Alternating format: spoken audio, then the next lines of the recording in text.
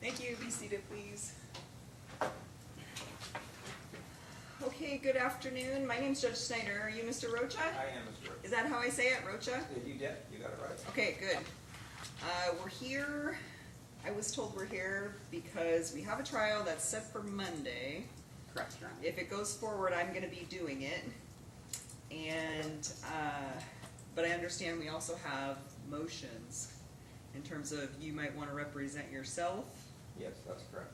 Okay, and do I have Ms. Keller on Zoom? Yes, Your Honor, this is Amanda Keller. I'm here for this matter. All right, thank you. Okay, anything that either Mr. Tyler or Ms. Keller want to say before I proceed with some questions for Mr. Rocha? No, as far as argument, I'm assuming we'll reserve that till after your discussion with Mr. Rocha, Your Honor. Okay, Defense will defer to the court, Your Honor. all right, thank you. Okay, so when you indicate that you want to represent yourself, that means pro se. We have to go through a discussion for me to make a determination as to whether or not you should be able to do that, all right? And so under our law, you do have the right to a lawyer to defend you, and you have the right to a court-appointed lawyer if you can't afford one. And you understand that, correct? Thank you. You may waive that right, but before I would allow you to do that, I have to decide whether you fully understand the significance and consequences of doing so. And so in order to do that, I must explain the risks associated with you defending yourself, ask you some questions, and listen to your answers and evaluate those answers. If you don't hear me at any time, let me know, okay? How old are you? I'm 56. And how many years did you attend school? 12. Did you obtain a high school diploma? Yes, I do. And what type of work have you done throughout your life? I've done construction, cabin industry. I've run my own cabin installation business for 36 years. Okay. And have you ever been a defendant in a criminal trial before? Once when I was 19 years old, Did you represent yourself in that case? I did not. Okay. Do you remember what the charge was and what the outcome was? It was felony theft. So I was driving the car, the guy stole the radar detector. Okay. Have you ever received any treatment for a physical condition or mental condition that affects your ability to understand anything? No. All right. Do you understand what you're charged with in this case? Yes, I did. What is that? It's malicious mischief in a felony count. If the claim is there's more than $1,500 worth of damage. Okay. And do you understand what the sentence might be if you're convicted? Did a little bit of research online, but my assumption is that it's, community service or maybe a few days in jail. All right. All right, I'm going to explain the dangers of proceeding without a lawyer and the reasons that our law favors that you are defended by a lawyer. The average person, regardless of how intelligent or educated, has little knowledge or experience in the field of law. A lawyer is specially trained to know, understand, and apply the rules of law and of evidence. A lawyer is specially trained and experienced in the preparation of the defense, jury selection, openings, cross-examination, and summations. In short, a lawyer is an expert in the overall conduct of the trial. The average person cannot hope to be an expert in the trial of a case as a lawyer. Thus, the average person is at a disadvantage in representing himself. Do you understand that? I do. The law contains terms and concepts that a person who has not studied the law may not understand. If you represent yourself, you may not understand those terms or concepts and how they may or may not apply to your case. Do you understand that? I do. The law also has rules for the conduct of a trial, in particular the rules for the presentation of evidence. Those can range from how a question may be asked to whether or not a question may be asked, to whether the answer to a question is properly responsive, and from how evidence may be introduced to when evidence may be introduced. By representing yourself, you run a risk of not being able to exclude evidence against you that should be excluded, and you run the risk of not being able to introduce evidence in your favor. Do you understand that? I do. If you choose to represent yourself, you alone will be responsible for representing yourself at all stages of the proceedings, including making an open statement to the jurors, examining witnesses during the trial, making appropriate objections, explaining in legal terms, if necessary, your objections, and making a closing argument to the jurors. Do you understand all that? Yes. If you're unable to conduct your defense as effectively as a lawyer, you will have to live with the consequences of that. You understand that as well? I do. Okay. It's particularly difficult to deliver an opening and closing when you will likely have to speak about your alleged conduct, and in doing so, you run the risk of saying something in such a way as to make it appear that you are guilty. Understand that? Yes. Likewise, if you defend yourself, you have to ask witness questions about his or her conduct. It runs the risk that you will frame a question in such a way as to make it appear that you are guilty. Do you understand that? Yes.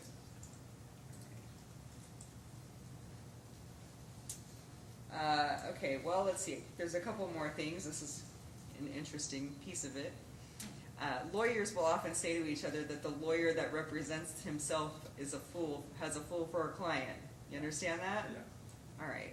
And the reason for that is because the lawyer fears that he or she is too emotionally connected to the case to have a calm, reasoned, objective approach, and may fear saying or doing something at trial in front of the jury that may make the person appear guilty. You understand that? Yes, we. Okay. You will be prosecuted by a lawyer who is trained in the law and trial techniques. Do you understand that? Yes. If you choose to represent yourself, you'll be expected to conduct yourself in the same appropriate way that a lawyer would. Self-representation is not a license to behave however you choose. So if you became disruptive in any manner, shape, or form, or could not conduct yourself in a way that's fair, orderly, and timely, you could be removed from the courtroom and the trial continued in your absence. Understand that? Yes, I do. Okay. Do you wish to waive your right to be represented by a lawyer in this case and to represent yourself?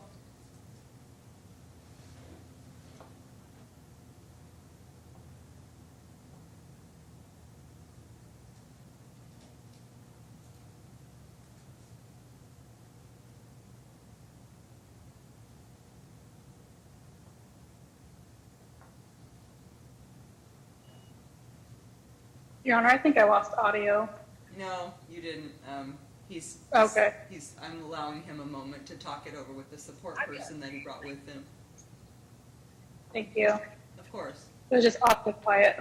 Yeah, I was just being quiet while he spoke with his friend. Thank you for that time. All right. Yes, I would like to proceed forward in representing myself. I do understand the risk of it. At the time when COVID hit, my income dropped and I was able to get a public defender.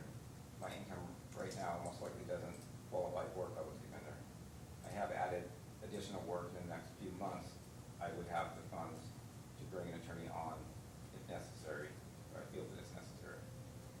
A guilty charge on this one criminal charge would not change my life exponentially in any manner. This case is because when I was a child, I was bullied, like a lot of kids, pretty severely in my neighborhood. I had a next door neighbor, another little kid, that used to make a bet at the beginning of each month. This is how many times they could make me cry. And I was in my 40s before I got over that childhood trauma. I one time went to just introduce myself in a small group of 3 or 4 people in a business situation, and I would start to tear up. This is the first time I can come close to it since then.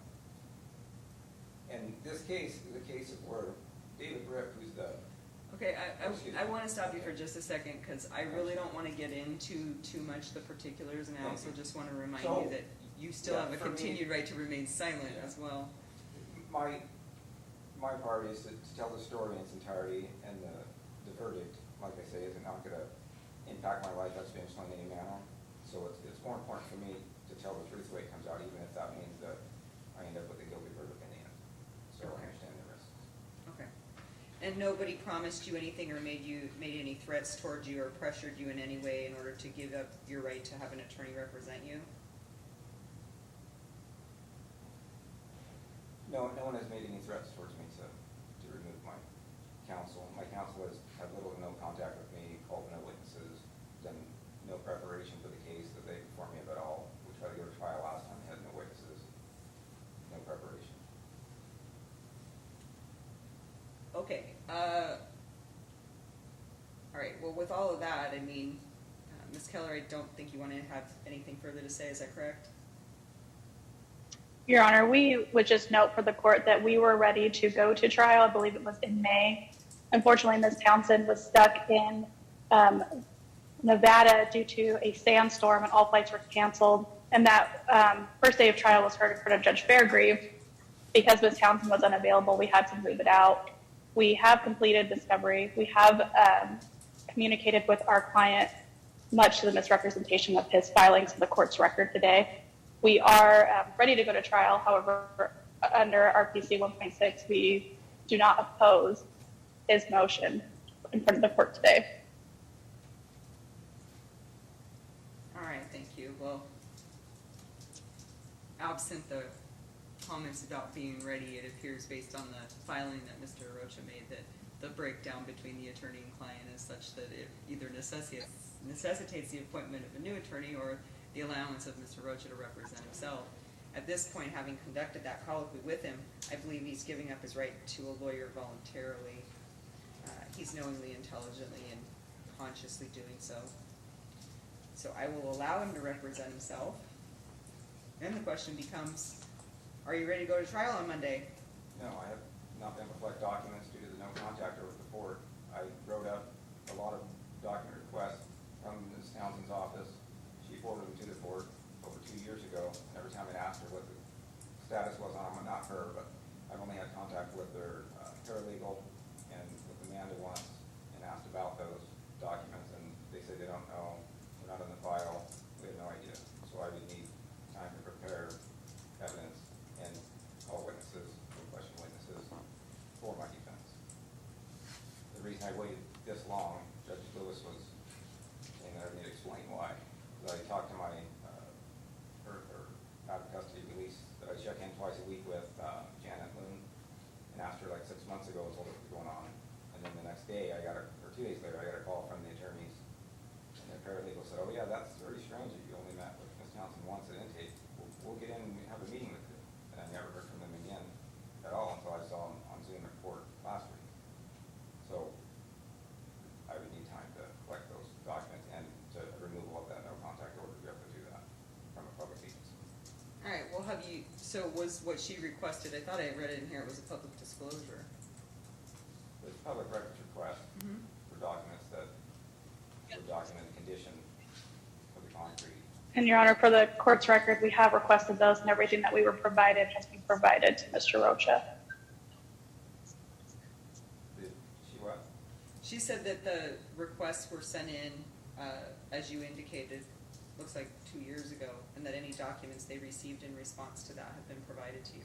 They didn't provide no documents from that request, none at all. And every time I've asked for them, they say they know nothing about them and they're not in the file. When I talked to them a few times on the phone when I called and requested for them to drop the no contact order so I could get them myself. All right, so a no contact order violation would not be taking place with sending a records request if one is representing themselves. Mr. Tyler, would you agree? I would agree, Your Honor. Okay. So you don't need to have it dropped. It's not a violation for you to make requests for documents now that you're representing yourself. And am I also allowed to go to public meetings and ask questions to be able to collect evidence? Because that would also allow me to collect evidence from the people that have been harassing me for 3 years. No. These people told me that they don't have to answer to a judge and they only have to answer to God. Well, I guess they'll have to come in and testify about what the claim is that the prosecutor has filed with regards to this particular case, malicious mischief. I think you indicated the second degree. Is that right? That's correct, Your Honor. All right. And you'll have opportunity to cross-examine them when they do so. All right, what's the state's position on Mr. Rocha's motion to continue? The state is opposed to the request of the continuance, Your Honor. This is an older case. The victims in this case and the witnesses have been subpoenaed many times, and they are eager to seek a resolution to this case. One of them, as noted even in the declaration that's been filed, Mark Hamrick has retired, but has made arrangements. He's living closer out to Long Beach in Washington, not too far, but it is quite a drive for him. And so he's made arrangements to come, but this is an older case. I don't believe there's any records that's going to be requested that is going to be relevant to the matter. Mark Hamrick, the only specified document is regarding something about power washing the area prior to the incident, but that is one of the state's witnesses, Mark Hamrick. He will be here. He will be subject to cross-examination. So I'm not sure what a delay at this point would warrant. That's the state's main concern at this point with allowing the defendant to go pro se, is that it's going to further delay this case, and there is significant concerns that based on previous emails and contact between Mr. Rocha and the port, that there's a lot of background there that's not relevant, but Mr. Rocha is going to attempt to bring in that's going to delay and delay the trial. So those are the concerns of the states, Your Honor. Okay, do you wish to respond in any way? There's more than just the documents about the pressure washing that are related to the condition of the concrete, including the fact that all the concrete in exposed areas was replaced within 6 months to a year after this incident. And the state has not called David Ripp as a witness, who called non-emergency 311 and claimed that I had a sledgehammer, was a violent man, which triggered the police to come down with beanbag county guns. When I asked them what it was about, they looked very sheepishly and ashamed and went and put it down and put it away. And I never had a sledgehammer. I used my hands and fingers, All right, sir, again. as stated in previous documents.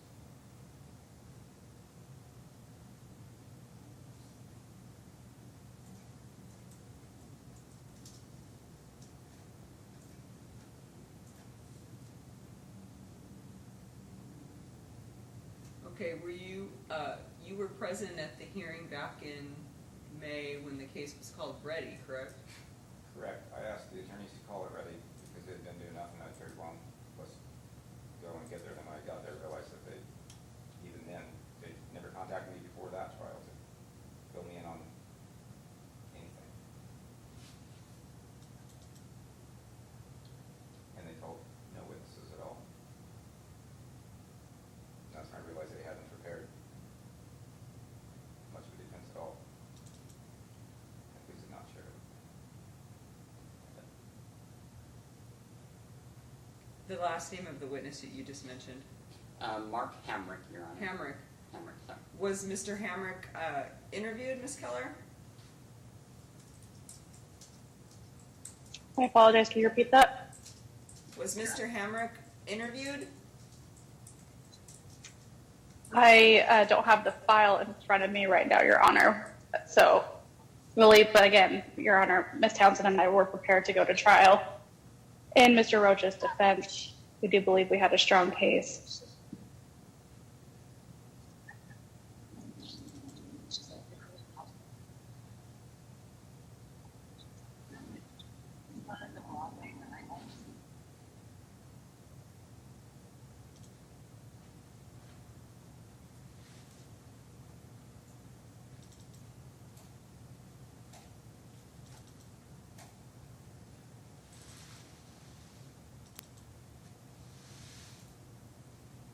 Okay, this is a trial that's expected to take 1 day. This is a 3-witness trial, correct? Correct, Your Honor. Depending Depending on how many witnesses Mr. Rocha obviously decides to call. Right. All right. And following the discussion last week and knowing that there was a possibility that Mr. Rocha might be representing himself, the court called the case ready, correct? Yeah, it was a long set over between May and now. Must have been a waiver that was signed, yes, there was. Most of my contact with the attorney has been to sign lien waivers, or sign waivers, speedy trial waivers. Your Honor, we did have a motion to continue that was set in July.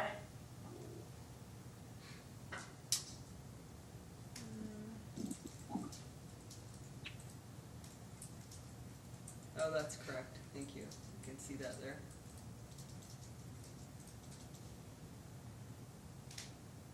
Okay, Mr. Tyler, I guess the question for you, did the defense conduct any witness interviews? This is a case I've only had in the past 8 or 9 months, but looking, I don't see anything, at least in our file or records, that show any records of an interview. And generally, we have some recordings from those.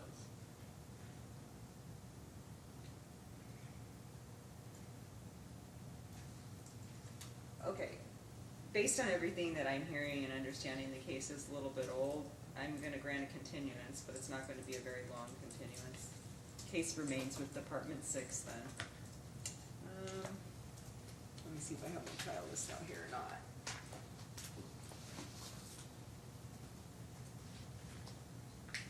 Nope. Andrea, can you bring me a trial list? Department 6, Your Honor. Yeah, that's who the case is assigned to. He has dates on November 14th, 21st, and 28th, as well as December 12th. And I can go into January if you would like as well, February. No, I'm thinking that 60-day window is good. December 12th? That's an available trial date? Tentatively for the state, I would have to confirm our witness availability. All right. Well, I think that's more likely than November 21st, which is the week of Thanksgiving, so I'm gonna reset your trial date for December 12th. Readiness then is gonna be on December 1st at 1:30. Did you get a date? Is December 12th a good date for Department 6? Department 6? Oh, I thought you were doing Department 7. Sorry, I'll be right back. it's technically Department 6's case. I was gonna hear it if it went Oh, forward on okay, Monday, that makes but sense. I'm One gonna second. continue it.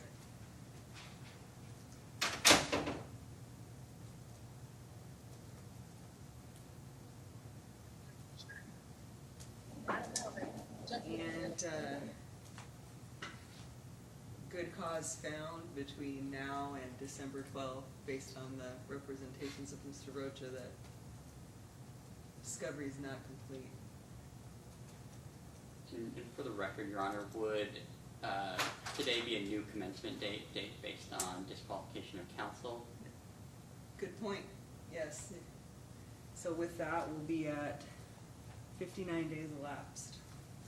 And confirmed it is whatever. Thank you. And then, Your Honor, do you need our office to forward to an order, or has Mr. Rocha prepared an order for us withdrawing as counsel? No, How would the court like to handle I'll that? prepare an NCR order here in the courtroom that just indicates that I conducted a colloquy with Mr. Rocha and determined that he can represent himself and that you're no longer. Thank you, Your Honor. representing him. Of course.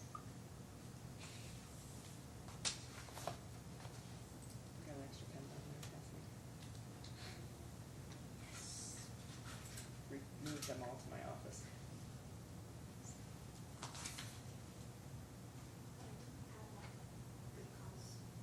I don't need it now, because we need a new date of commencement.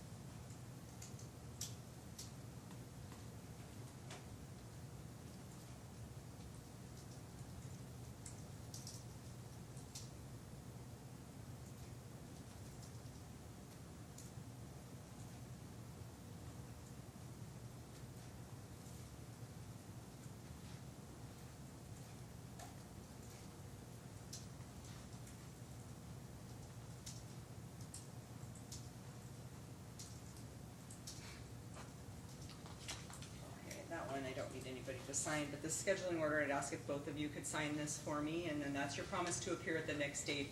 If you wanna take a picture of this with a phone, I don't have a problem with that, so you have a copy of it. We don't have copies here in the courtroom, okay?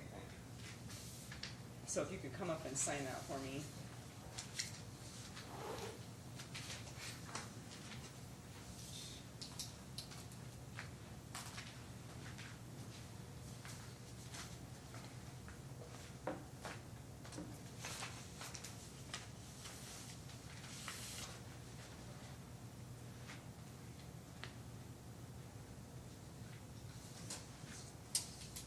Let him take a picture of that too.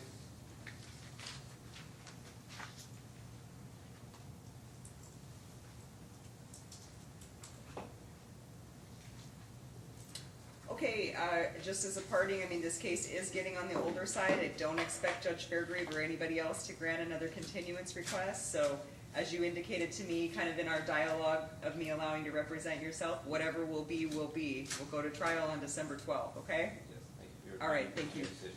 Thank you. Your Honor. Thank you, Your Honor. Thank you, Your Honor. Have a Thank you, good Mr. weekend, Alexander, everybody. as well.